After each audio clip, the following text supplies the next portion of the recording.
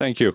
Today's talk is a little bit controversial, and there's a lot of information I'll be sharing that I haven't shared before, and you may not have seen a lot of this in previous talks.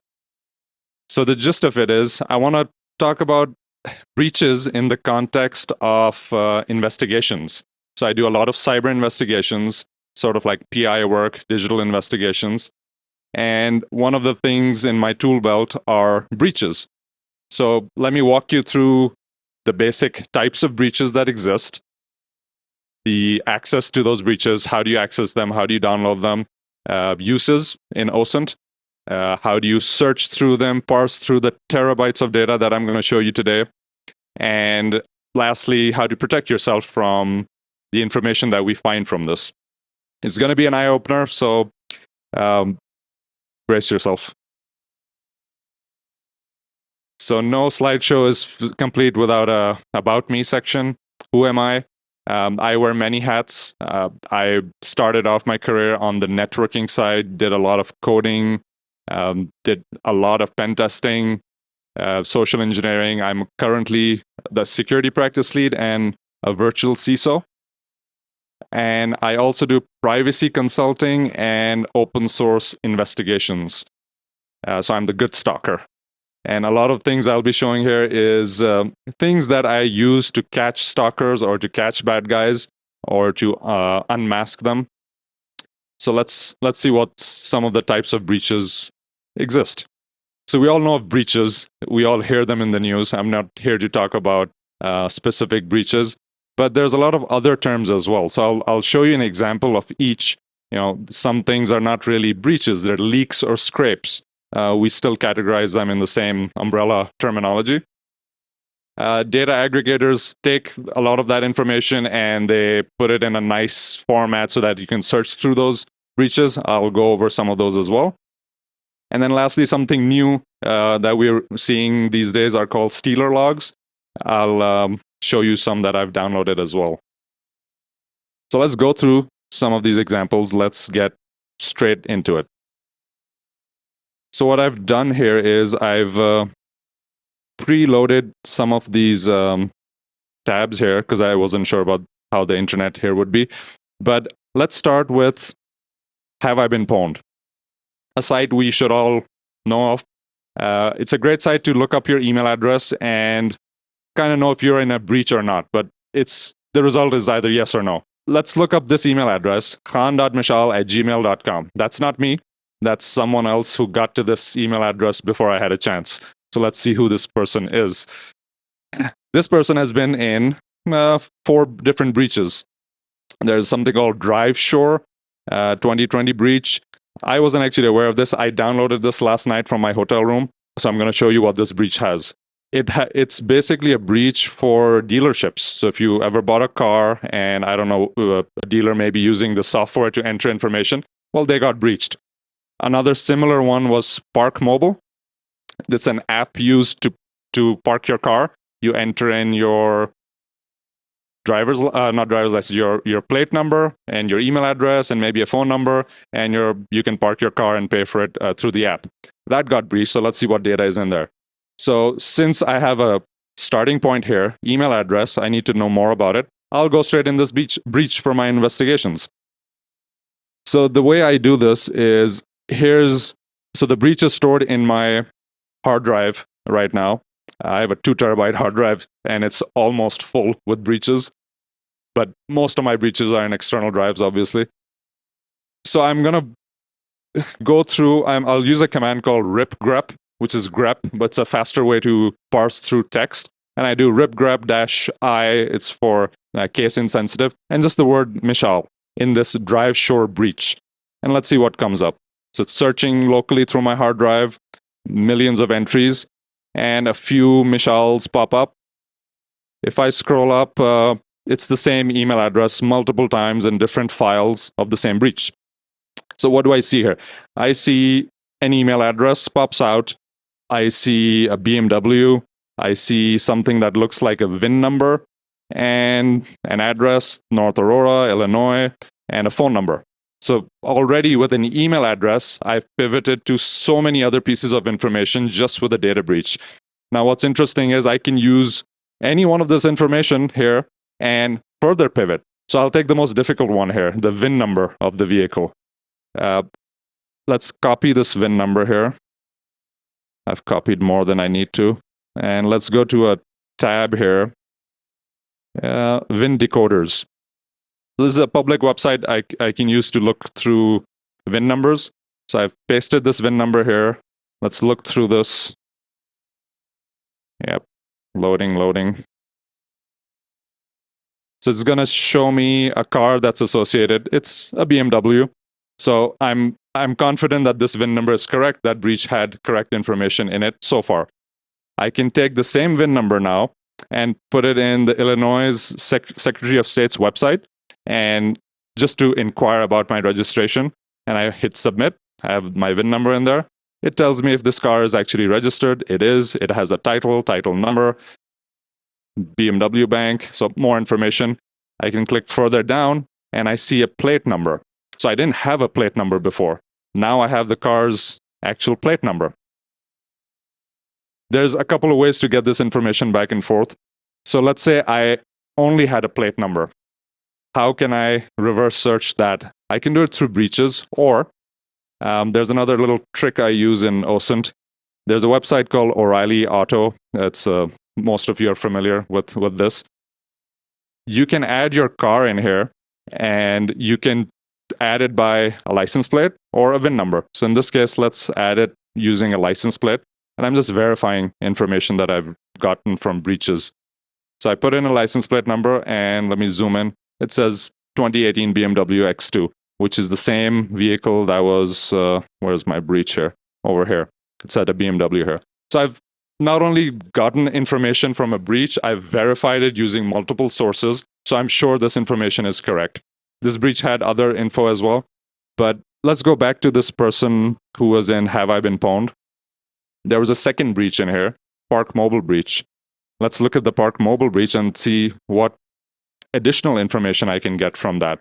So the Park Mobile breach, I have the command saved here. So if I go under my breaches and I search for that email address, and under that Park Mobile CSV file, it's a 5 gig CSV file. So within seconds, it searched through that 5 gig file because this is an SSD drive. And it gave me one entry. This is the password. It's hashed. It's a pretty likely a very strong bcrypt hash. I don't care about passwords. Other things in here, I see something that looks like a plate number. Let's copy this plate number, go in another website. Let's see what other website, same O'Reilly's website, and I do cancel, and I put in this plate number, the new one that I found. And no information, okay? So no luck. What about that second plate number here? There's 2 plate numbers. And notice it says Mitsubishi Outlander or Mazda 5. Let's go back in, where was that website? O'Reilly's, paste that new plate number in, and I get a hit. I get a Mazda 5 Grand Touring, and in that breach, there was a Mazda 5 as well. So multiple ways to correlate the information, validate a breach, and extract information from just an email address. So I, in the favor of not doxing this person, I'll pick on other targets next. But there's, as you can see, very quickly you can pivot off of data from a breach and kind of figure out who this person is, or where they live, or what their phone number is, or pretty much anything. There are websites like breachdirectory.org, and there's a whole bunch of others. Every few days, a new one pops up. Old ones get decommissioned. So websites like this, what they do is they host breach data for you, so you don't have to download all the files like I do. But there's disadvantages. So I put in the same email address here, and I find similar results, DriveShore and Park Mobile. The same 4 breaches pop up here. But the information they give me is the password, or a redacted version of the password. There's a SHA-1 hash. This would take probably 1 second to crack, or you can just Google it. Somebody probably already cracked it. But they're not giving you enough information. So I don't use online tools for breach searches because they don't have all the fields in here. They just have the password field. I want all the other fields that were supposed to be in these breaches, like the phone numbers, plate numbers, and stuff like that. So there's a few examples of breach databases. Another example that some of you may use during OSINT is Dehashed.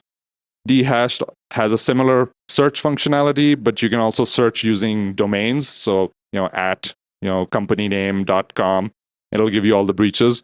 So I searched here, what is this, john.doe@gmail.com, and it gives me, 343 results. But it redacts some of the results, and you have to pay if you want to see some of the details of this breach. So I'm not going to pay for these. That's why I download them myself and utilize those results. How do you obtain some of these things? Simple answer. I tell people, try Google for one thing. So you can Google pretty much anything. I'll show you more advanced ways, but there's a data breach called the LinkedIn. Well, we all know LinkedIn got breached a couple of times. There's a file out there called LI users, so LinkedIn users. Did you mean losers? No, I meant LI users. So pretty much the first result here is that breach. But what this breach has, or at least this file that you see here, are LinkedIn email addresses and LinkedIn user IDs or member IDs. That's it. Only 2 columns, nothing else. No passwords, no other information. How is that useful? So it's useful if I want to get the email address of a person. So let's pick a fairly public figure here, the CEO of Microsoft. And so Satya Nadella, this is his LinkedIn profile. If I look through his LinkedIn profile, I can't see his email address, website, and everything else. The email address he used to register is not here. So how do I find that? I know a data breach exists, which correlates the member ID to email addresses. What's his member ID? So I right-click and do a view page source. And in this page source, I do Control F, look for member, colon. And I get 216 results. I go back, look at the last ones. So there's a number here, 191, whatever. I won't read it out. That's the member ID. I take that member ID and search through my breaches, and I'll get his email address. So instead of doing it the manual way, which I just showed you through my command line, I'll show you a different technique to do it. There's a company called People Data Labs, or PDL, and they offer an API to search through their breaches as well. So I have a demo license for them. So when you use their API key and you put in a LinkedIn member ID there, which was the same member ID for Satya Nadella, it shows me information about what they have scraped. And they scrape it based on public data, breach data, and pretty much everything else. And in this scrape here, I can see, some social media profiles, and I can see an email address, Satya_Nadella at Microsoft.com. Then I see a Hotmail address as well. So this is much more than what I asked for, and I get a lot more information using this service. So there's many ways to go through breaches. A few more advanced ways where you can download or obtain breaches can come from advanced searches. Like, how many of you have heard of Showdown? In this conference, probably everyone. Yeah. So in Showdown, you can search for elastic databases. So if you just put in the search bar Elasticsearch port 9200, port 9200 is what is used for elastic searches, and a lot of breaches are stored on such databases. They're not using MySQL or any other fancy databases. They're using likely this one. And you'll find a lot of open databases. Now, I don't advocate for going through these and clicking around. You may be violating some policy, but my job is just to point you in the right direction or wrong direction. I don't know. For me, it's the right direction.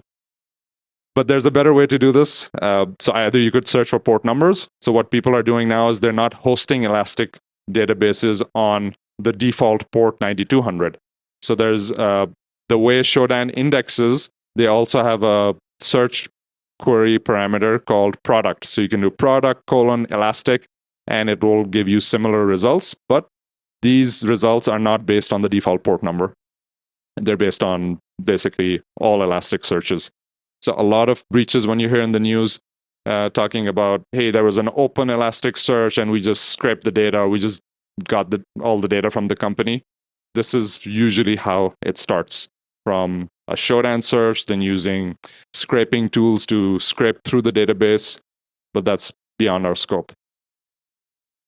There's also, you'll hear about S3 buckets, open S3 buckets. A company left it open, misconfiguration, and somebody downloaded all of their data. Now it's considered a public breach. There's websites like Grey Hat Warfare, which will allow you to search public S3, Amazon S3 buckets. And very simply, you can just search for anything like Cisco, for example. And you'll get lots of results of open S3 buckets with files on the side. Most of these files are meant to be public, like JPEG, PNG files, but there's thousands of entries here. And if you're a little creative in your keyword searches and or file searches, doc files or database files, you may find something interesting that a company forgot to protect. So there's a bunch of ways to do this. Let's go back to this thing here. So how do I use these? You've already seen a few examples, but I'll use them to verify the existence of an email even. Let's say I have usernames. I can pivot from usernames through a breach to an email address. Or I have an email address. Is it legit or not? If it's part of a data breach, it most likely is a legitimate email address. It's not something was a typo or whatever. I can judge the age of an account. If likely some of us are in data breaches like the MySpace data breach. So if you're in a MySpace data breach, you've likely been on the internet for quite a bit. So I judge age of accounts based on that as well. If it's a new website, I don't know if a new website off the top of my head, but if a website was just created a few years ago and you're part of that data breach, that shows me something as well. I can judge locality based on the company that was breached that you're part of. If you're part of a Florida database or data breach, likely means you've lived in Florida or similar stuff. I'll show you in a bit. Password reuse. I'll give you an example of that. So if I get your password, initially I said I'm not looking for passwords. Yeah, I'm not looking for passwords to misuse them. I can use a password. If you've used a unique password as as part of the data breach, I can reverse search on passwords and see if this password has been used anywhere else, and I can possibly uncover hidden email accounts, completely different email accounts, but with the same password. So it's likely you, maybe not. It really depends. Phone number mapping, as you saw earlier. Vehicles, I showed you 2 data breaches which had vehicle information. So gone are the days when we need to go to cops and say, here's a plate number or here's a VIN number, who owns this vehicle, or can you locate this or the owner? In fact, I would go as far as saying the data breach for vehicles is stronger and more powerful than what the cops have. Because I'll give you my own example. My cars are not under my name. They're either under an LLC or a trust, because I know anyone can look them up. Any cop can just look up my vehicle and know where I live, know who I am. I don't want that. So they're not in my name. But if I use an app like the Park Mobile app, and I have to put in my email address or phone number and my plate number. Now I've tied that all to me when public records aren't really tied to me, but a data breach now is. So I give this more value than public records. Historical records. So let's look at an example of that. Historical records, IP addresses, hidden accounts, unmasking. Let's go to an example of who is data breaches. So another website that you can all use for something like this is intelx.io. It's been around for a while. It's a paid tool, and there's some free things they'll show you. So I put up a random website here, ilovecoffee.com, because all my other examples had way too much data. So this seemed like something very small. It's part of only a few breaches, and the breaches it's part of are whois databases. So let's look into one of these. So let me copy this term so I can search through this. So when I click on one of these breaches, I paste in this thing, and ilovecoffee.com. So I have one result here. So a person by the name of Mike Coulon, he's the person who registered this website. According to this 2013 data breach. Now, this is important. It's an old data breach. If I go to a whois record of this website, so I use a website called Hooksy. I guess I'm pronouncing it right, hooksy.com. There's many whois. You can just do a whois and space website name and you'll get the public records. This website is unique because it'll give you who's registered this website. Let's see who's the current registrar on this. Someone by the name of Justin. That's not the name we found. The name we found was Mike. So currently it's by Justin. All the records are by Justin, and that's it. So I found a piece of data that's historical. If I go scroll back down, what this website will show me is who owned ilovecoffee.com in the past. And now you see this guy, Mike, over here. Normally on websites or in whois records, you're not going to see historical data. But now I have two ways to look at old records. And this is a very powerful technique because sometimes people register in their true name and then they realize my name is out there. Then they'll re-register the domain and turn on privacy. So the current records won't show who owns the website. But if you're part of a scrape or a breach of whois records, that information is kind of set in stone now. So that's one more way and one more tool to go through some of the breaches. Another way is, so let's look at one more data breach. I talked about passwords. So most of the data breaches have an email address and a password field. So let's browse through thousands of data breaches that I have stored in one file. And let's look at for the term, and this is supposedly someone's password. This is my password 123. I'm searching for that term in probably millions of data breaches that I have. Let's press enter. It's going through my hard drive right now, probably a terabyte worth of data. And there's quite a bit. I tried to make the password a little unique, yet it's still in quite a few breaches. And what I can see here is, this is probably a bad example, but if I had a legitimate password, which I didn't want to share here, I can see the password and then the email address. So this is a Yahoo, this is a .co.uk, and this is, so there's a whole bunch of different email addresses which share the same password. But if I had a specific target in mind, I would first search for their email address and look at all their passwords, and then reverse search based on passwords only and see if this person used this password anywhere else. Believe it or not, a lot of the times I found, let's say, johndoe@gmail.com is my target. I found them using the same password on johndoe@mail.ru. So it's likely the same person because the username is the same, the password is the same, but the domain changed. So now I've uncovered a hidden email for the same person by keeping something in common like a password. So this is a powerful technique a lot of investigators use to correlate password information. It's hit or miss, but it's one of the tools in the tool set. I have quite a few breaches, so I'm trying to be cognizant of which ones I should share and which ones I shouldn't. But let's go through some of my files. So I have a data breach. So I don't know if you can see that, but here's a list of some of the shorter data breaches I have, and I'll read out some of them for those who can't see the eye chart here. So the Edmodo and Dropbox, Exploit, FBI, DHS, Fling, Florida.gov, Forbes. Half of these things I didn't even know had breaches. So I have access to a lot of data. Kickstarter.com. If you ever had an account on Kickstarter.com, I have some information in here. There's LinkedIn, Last.fm. So if I see someone part of a data breach in, where is that? Have I been pwned?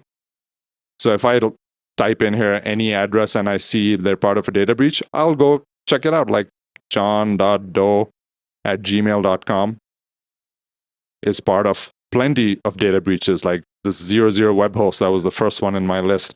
But there's a lot. I keep scrolling down and almost every website is there. So I can then go to my data breaches and kind of investigate further. The good thing about Have I Been Pwned is they actually show you what was in that breach. So let's say I'll pick on this website, Herb.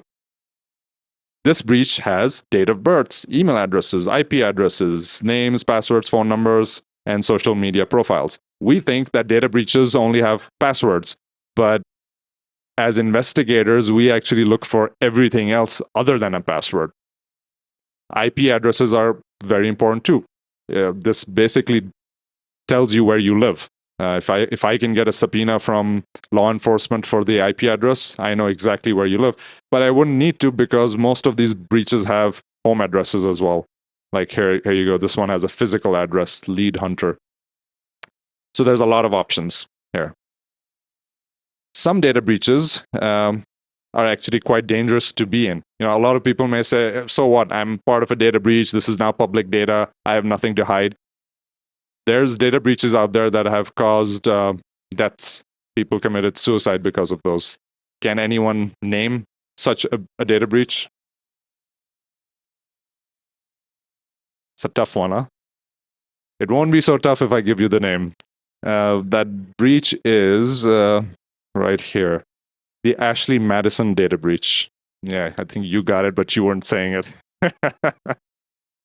So for those of you who don't know, who are still young, the Ashley Madison was a website that was, how do I put it? It was for cheaters, essentially. It was for people who were cheating on their spouses. And people actually registered on the website with true information. And when it got breached, there was actually a few people, like I remember there was a priest. His name was on the website. It was on the breach. And he committed suicide because it was obviously an embarrassment. Because just being part of the data breach tells you a lot. You know, your presence is good enough. So let's look through this data breach and see what else is there besides your name. You know, your name being on this alone is bad enough. But let's look at one file, one of the many files in this breach. You probably can't see this here, so I'll just read out some of the columns and see if it rings any alarms here. So account number, first name, last name, credit card number, so card ending in, so last 4 digits of a credit card number, merchant ID, dates, there's address, there's tax ID, but I think that doesn't matter. But there's email addresses and actual home addresses, state, phone numbers, and IP addresses. That's a lot of information. So if you were one of those people who deny that, oh, this wasn't me, somebody signed up on my behalf. Okay, what about all the other data, like the IP address or your credit card number? The last 4 digits of your card number are still there. So it's a lot of information. You can't really deny most of this. So this is a pretty dangerous data breach to be in. But there's a lot more in here. There's Apple. There's a lot of pornography-based data breaches here as well. So breaches can backfire if you're in a few of them, but we use them as investigative tools to pivot off of multiple pieces of information to get to wherever we want to be, either unmasking people or verifying information.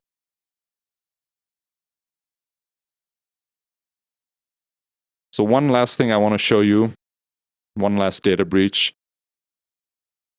So access, I talked about multiple ways of accessing breaches. A lot of people ask me, where do you get them? Can you share them? Can you share links? I can't, because a lot of these things are stolen. So it's considered stolen data, and sharing stolen data could get people in trouble. But here's your answer. There's forums out there. Most of us know what these forums are. Obviously, Google is your friend. There's chat groups, there's torrent files, I showed you Showdown and AWS S3 bucket searches. There's paste bins, which either paste entire breaches or at least links to them. So there's a lot of ways to get it. There's no one magic way to find a data breach. But as you do, you be careful. A lot of data breaches are tainted with malware. So be careful what you download. Make sure it's only text files, CSV files, no executables, no fishy links. Once you get the hang of it, it's fairly easy to obtain. The difficult part is to store them. It's really difficult to find the space to store massive data breaches. So the way I search through my data breaches is the tool I showed you, grep. It's basically a fancy way to text search locally. That's the fastest way, so I keep it simple, stupid. So I use that way because it's the fastest way. The moment I get a data breach, I can search through it. But then you can take it to the next level. You can create your own custom database, ingest all the data. It takes time. You need to maintain it. I still haven't had time to do anything like that. I have access to quite a few databases like that. But one of these days, I'll take my 20 terabytes of storage and put it on a custom database somewhere. Not online, though. And then there's all these online services. So there's Intellex, the one I showed you. There's a whole bunch of them. They'll either charge money per day, per year, or they'll just disappear after a few years of service. My bookmarks keep populating with new websites, and I keep deleting old ones as well. So it's a constant battle. But those are basically the ways I go about searching.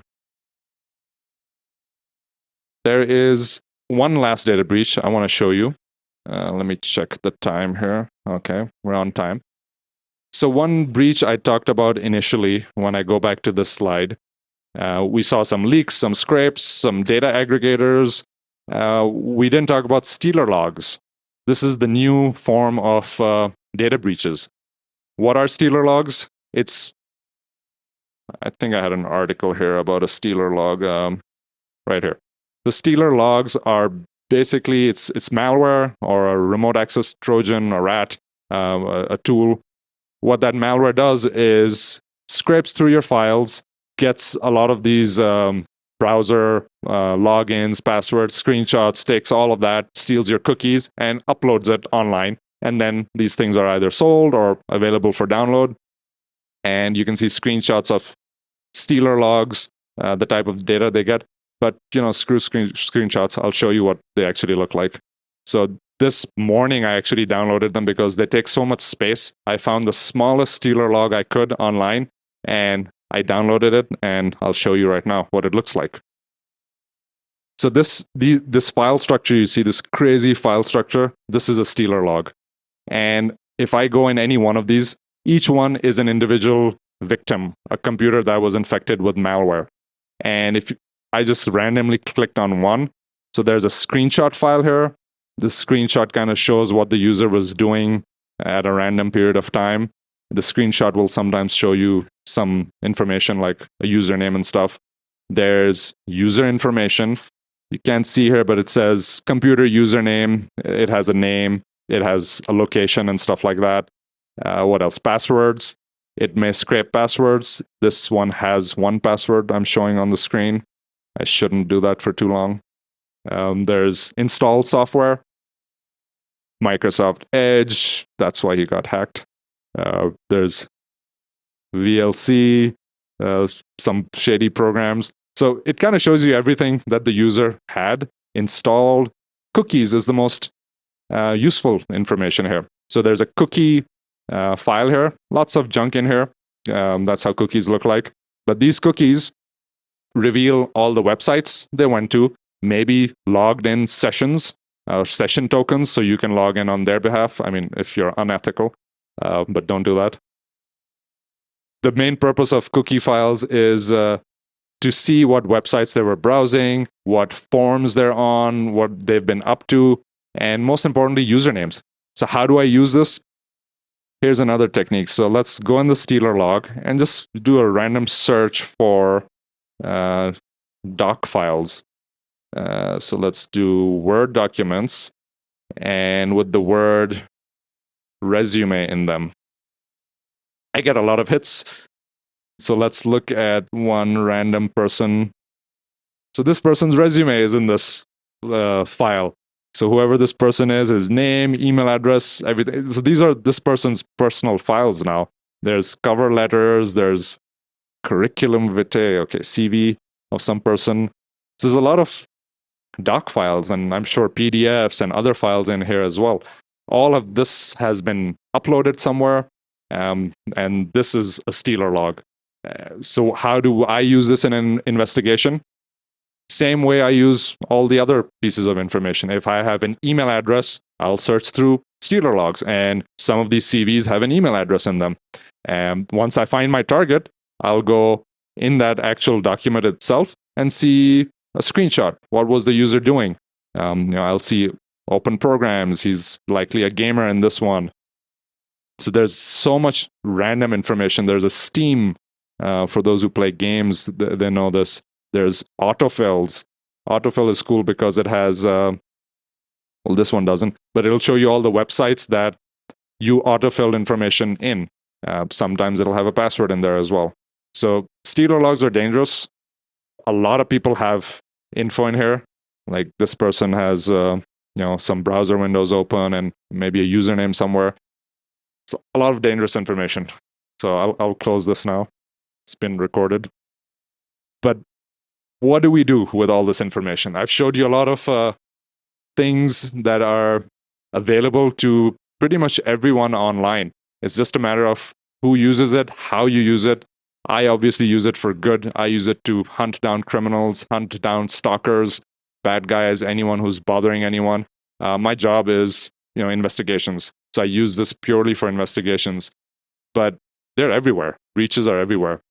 How do we protect ourselves from being part of the breach? I mean, I'll admit I'm in many of these data breaches because I have old accounts. How do I protect myself? Let's put it that way.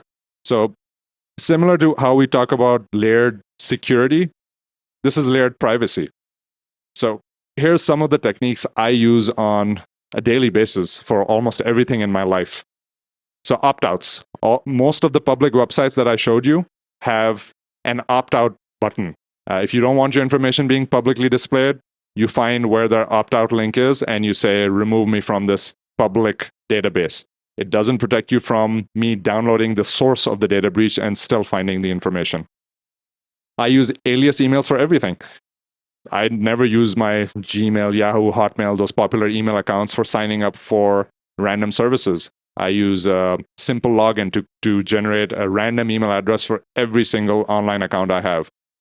Same thing with MFA on everything, password manager, so that if you get a hold of one of my passwords in a data breach, I want to see it because it's going to be 100 characters long. It's going to stand out. But it's not going to be repeated. It's a unique password for everything. There's a lot of misinformation. When checking into the hotel here, the only real piece of information the hotel has about me is my name, because I have to show ID. My email address is fake. My phone number is a VoIP number. My location is some random location that doesn't exist. Everything else that they have just doesn't matter. So when Marriott gets breached a 5th time, or when Holiday Inn gets breached again, I'll be fine. I'm like, all they have is my name. Nothing else really matters. It's all fake information. I segregate accounts. I don't mix stuff around. Burner phone numbers, virtual credit cards. Some of these breaches have credit card information in them. I use something like a privacy.com to mask my credit cards. They all work, but it's a unique credit card for everything. The hotel, actually, when I checked in, I gave them a privacy.com credit card, and I put it on pause so that no one can use the credit card. There's a pause feature. And they tried to bill me before I landed, and they're like, we're trying to bill you, and we're going to give your room away because your credit card doesn't work. I'm like, no, don't give it away. It works. I went on my app, I unpaused it. I'm like, it was on hold. Try now. They tried, and it worked. It's happened to me before that I've given the card out, and I've paused it, and then they charged me for additional stuff later on, which they weren't supposed to charge, and it bounced back. And they're like, oh, we apologize. We made a mistake. I'm like, it's fine. I had it covered. The credit card will never be charged because it's a burner card. It can only be charged once or by one, vendor. So use these techniques, self-audit yourself, search yourself using the techniques I've shown on public websites, and see the amount of information you have about yourself, and start taking proactive measures so that moving forward, you're not part of this fiasco. To help out the public, I have created a tool. It's a free website, operationprivacy.com, which kind of helps you in this process. The opt-outs, it'll give you a list of all the things. Everything in this the screen you see here is mentioned on that website. It's just a tool to help people make sense of all of this, because I realize this takes years to master. And whatever I can do to help the community and make people safer when it comes to breaches, because I've seen both sides of this. It's scary the amount of information you can get online these days. So my focus was only on breaches today, but breaches alone is such a powerful tool that I cannot emphasize any further. There's a lot more to talk about, but time permits me to only talk about very few things. Any questions? I'm sure there's a lot, but question. Hold on, I can't hear you. All right, so the question was, let me repeat it. When I create these accounts with alias information like email addresses and SIP-based phone numbers like voice or IP phone numbers, and the website doesn't like it, they reject it, what do I do? So that's true. A lot of the websites will say, oh, can't use a burner email, or can't use a voice over IP phone number, must use a real SIM card. I try my best to find ways around it. That's why I have multiple solutions for these things. I'll have multiple email domains. I have custom domains that I bought $8 a year, and I'll just create emails based on that. If it's a voice over IP issue, I have multiple voice over IP providers I use, Twilio, Telnix. There's a few apps that you can use, a few websites you can use just to bypass that limitation. Sometimes none of those work. A Google Voice number surprisingly works very well. If it doesn't, I just don't give out my phone number. I try other methods. Like, for example, Uber. I don't have an Uber account. Uber just keeps banning me over and over. No matter what I do, I use a VPN, I use an alias, I use a not a SIM-based phone number. Eventually, they detect it, and they're like, your account has been suspended for security reasons, because they're going to get breached soon, and my data is going to be on it, so whatever security reasons. So I just refuse. I mean, a point comes where you have to draw the line, and I draw the line at that. Most people draw it much further, but I have a different threat vector, so I just don't use Uber, for example.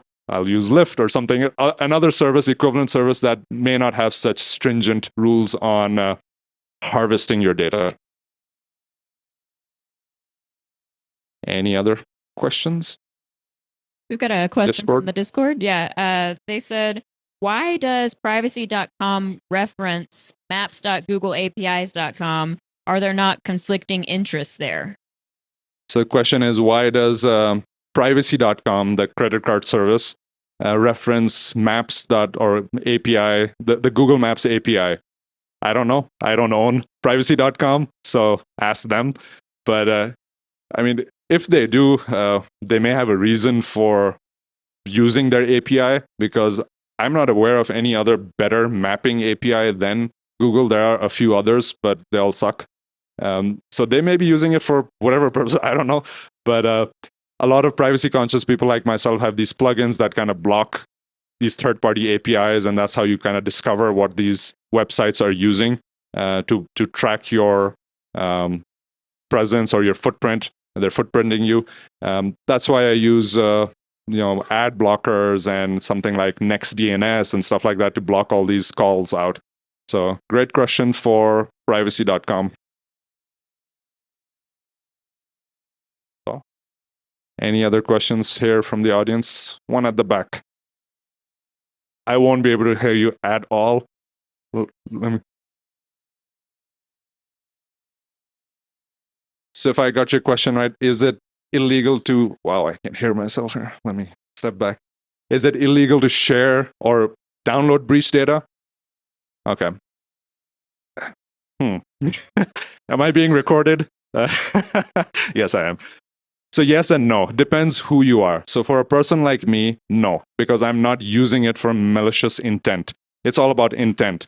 For some agencies, yes, it is illegal or you're not allowed. Let's say you work in law enforcement or some other government agency. Your agency may not allow you to download these things because of whatever reason, because it's stolen data, because it may have malware, they don't have the protection or defenses to store such data. So they may have their reasons.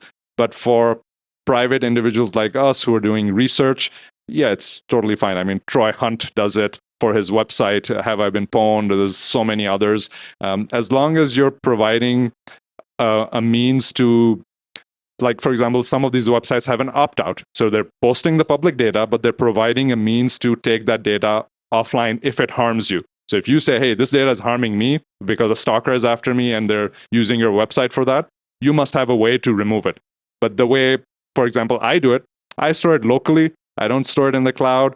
I do it for myself, for my investigations, for my own benefit. I'm not harming anyone. I'm not benefiting the general public. I'm using it for my investigations.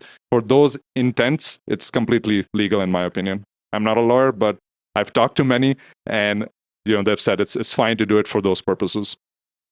All right. If nothing else, I will be around. Hope all of you enjoyed the presentation.